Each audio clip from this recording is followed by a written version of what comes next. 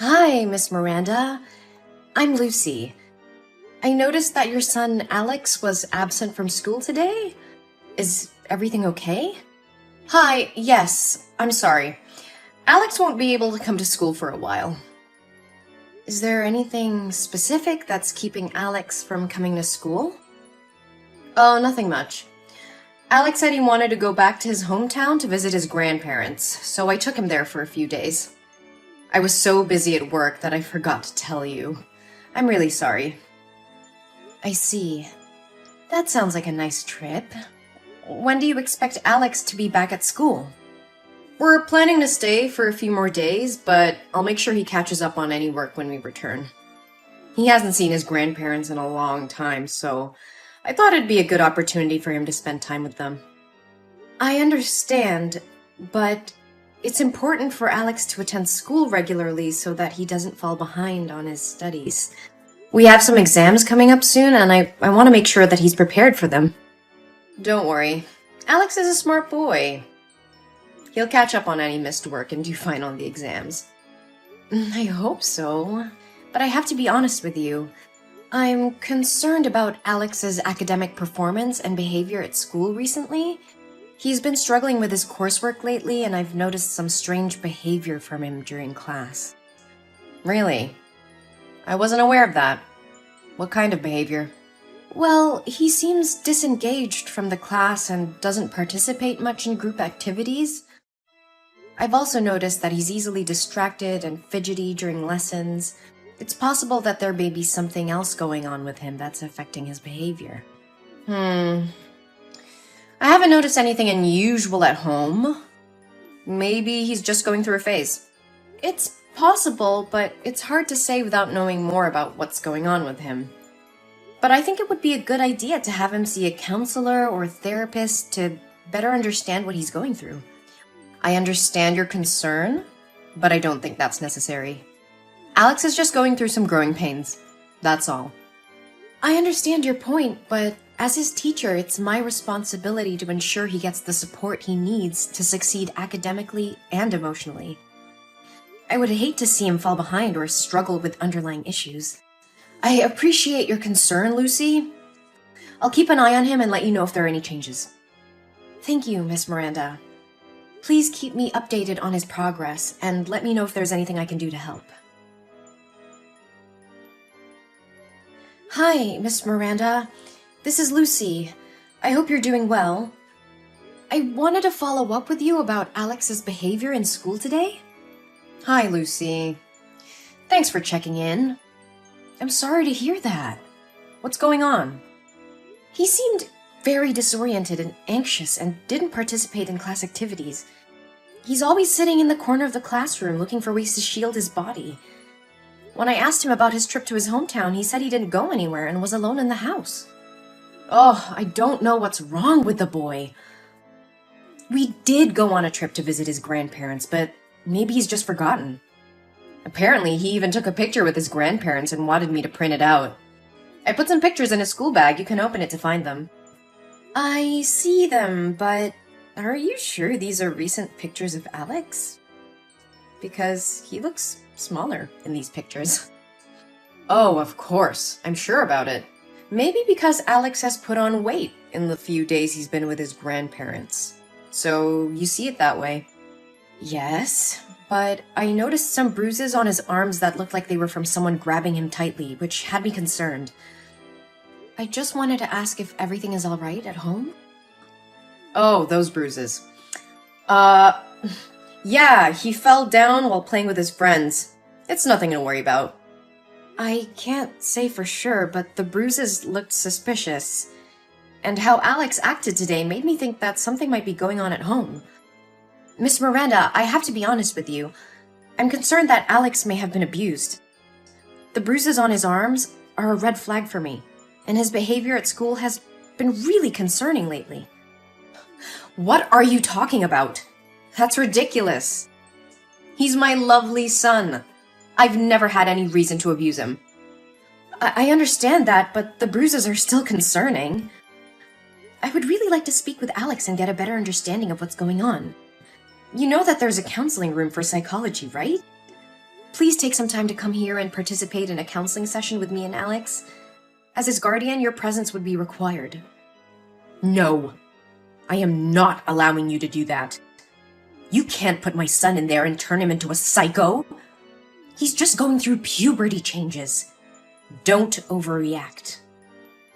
Puberty at 7 years old? I don't think that's a valid reason. Miss Miranda, I understand you may feel uncomfortable with the idea of counseling, but I believe it's important for Alex's well-being that we explore these concerns. I still don't understand why you're making such a big deal out of this. He fell down. That's all. I appreciate that you're trying to explain the bruises, but as a teacher, it's my responsibility to look out for the welfare of my students. And right now, I'm worried that something might be going on with Alex that's causing him to act this way. You should stop talking nonsense about my son. You are not allowed to touch or talk to my son anymore. I will find a psychiatrist myself, so he'll be treated on my terms. We are dealing with some personal matters that we would rather keep private. I'm going to school to pick him up right now. I understand your concerns about privacy, but as Alex's teacher, it's important for me to ensure that he's getting the support he needs to succeed academically and emotionally. Please let me know if there's anything I can do to help. Hello, Miss Miranda. I was just wondering if everything is all right. Alex hasn't been in school for 3 days, and I'm a little concerned. There's nothing to be concerned about. Alex didn't want to go to school, so I let him stay home. I see. However, with only 3 days left until the exam day, it's not a good idea for Alex to take too many breaks. He won't be eligible for the class if he continues to miss school. I understand your concern. I took Alex to a psychiatrist, and she recommended that he rest for a while. So, I followed her suggestion. If that's the case, I can help Alex apply for a leave of absence from school so he won't fall behind. How is Alex's condition? He's much better now. The test results show that he has a developmental anxiety disorder and a tendency to self-harm. The bruises were caused by him. Lately, he's been experiencing a lot of anxiety, and it's been difficult for him to attend school. I'm sorry to hear that. Anxiety can be really tough to deal with. I would like to visit Alex to see how he's doing and offer any assistance I can. Could you arrange that? I appreciate your concern, but it's not necessary. We're taking care of everything at home, and Alex is receiving the support he needs. I understand. Can I at least drop Alex some study materials, assignments, and study guides? I just want to make sure he's doing okay. We're working with the tutor to make sure he doesn't fall behind, so I think he'll be fine. Thank you for your concern, but I'd prefer it if you didn't visit him now. We just want some privacy to deal with the situation. Of course, Miss Miranda. Please let me know if there's anything else I can do to support Alex. Why are there police officers at my door saying that Alex's teacher reported that I abused him? What nonsense did you say to the police? And where is my son? Where did you take him? I reported a serious child abuse case that occurred to my student Alex. I am just trying to protect him. What are you talking about? If you don't have proof, why are you accusing me? Are you trying to kidnap my son? I would never do anything cruel to Alex as you and your boyfriend did. Alex is in the hospital with me. The police have just finished taking his statement. What statement? What the hell are you talking about? After class today, I had to pass by your house. I noticed that your house was locked from the outside, even though you said you were at home with Alex. There were crumpled pieces of paper all over your yard with SOS written in Alex's handwriting. And? I called out to Alex and tried calling you, but you didn't pick up. So I went inside to check. Alex was lying motionless on the floor, covered in whip marks and bruises. He was unconscious. This is outrageous. How dare you enter my property without my permission? You have no right to do that. Go ahead. I'm not afraid of you. I had to take action because I saw something that raised serious alarm bells. Alex was lying unconscious on the floor with whip marks and bruises all over his body. It was a horrific sight, and I couldn't just stand by and do nothing. You just make things worse. He was probably just sleeping. Just fell asleep? I broke the window to get in, and the noise was so loud that Alex didn't even move. That boy was unconscious, and the bruises were too severe to be self-inflicted. I called the police and took Alex to the hospital. But I already told you he is mentally ill and tends to harm himself. He's hit himself before, and I wouldn't be surprised if he did it again. Alex's emotions are very unstable. He's in a constant state of fear and panic. He shows very similar behavior to children suffering from abuse, especially when he sees a man wearing a belt. Moreover, Alex has very serious back injuries.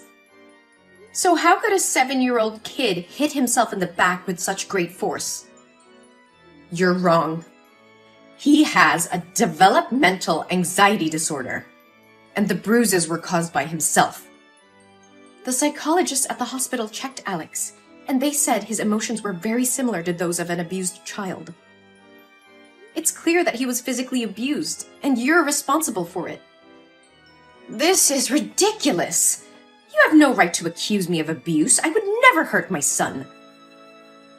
I'm not accusing you of anything, but the evidence speaks for itself.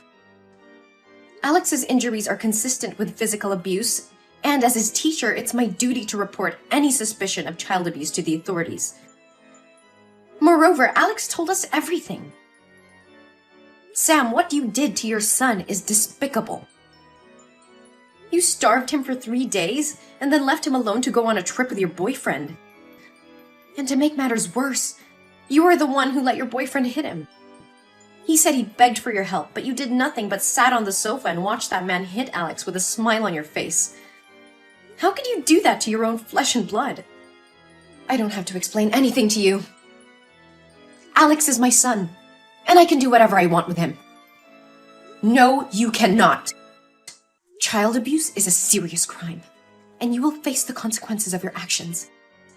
I have already reported the abuse, and they will take all the necessary measures to ensure Alex's safety. You can't prove anything. It's your word against mine. That freaking kid just imagined it all. Oh, I have proof. The hospital documented Alex's injuries, which will be useful as evidence in court. And let me remind you, there were crumpled pieces of paper with SOS written on them all over your yard. Your son was clearly trying to ask for help, and you ignored his cries. I don't care about your accusations. You will regret getting involved in my business. I will not regret doing what's right for my student. Alex deserves to live in a safe and healthy environment, not in a home where he is starved and abused. And I will make sure justice is served for him. You don't know anything about me or my family. Mind your own business and stay out of our lives. I will not turn a blind eye to child abuse. It's my responsibility as a teacher and as a human being to protect children from harm. I will continue to report any suspicious behavior or signs of abuse, no matter who it involves. Listen, I understand that you care about Alex, but I also know that kids can make things up. Alex could have just fallen and injured himself.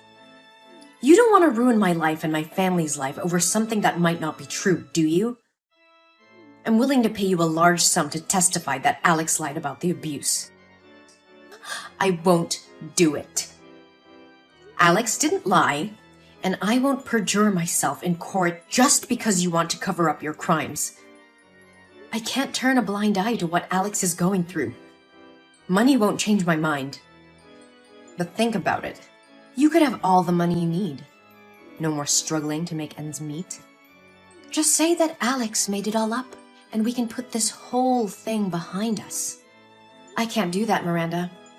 Money won't make me betray a child who needs help. I won't let you get away with abusing your own son. And you should be ashamed of yourself for even suggesting such a thing. I'm not afraid of you, Miranda. I'll do whatever it takes to protect Alex. I can't understand. Why are you so determined to protect that brat? Because I can relate to his situation. When I was a child, I was also a victim of abuse, but nobody helped me at that time. I know firsthand how it feels to be helpless and vulnerable, and I don't want anyone else to go through what I went through. You know you'll never be able to stop all the abuse. Let's just skip it this time, and take the money.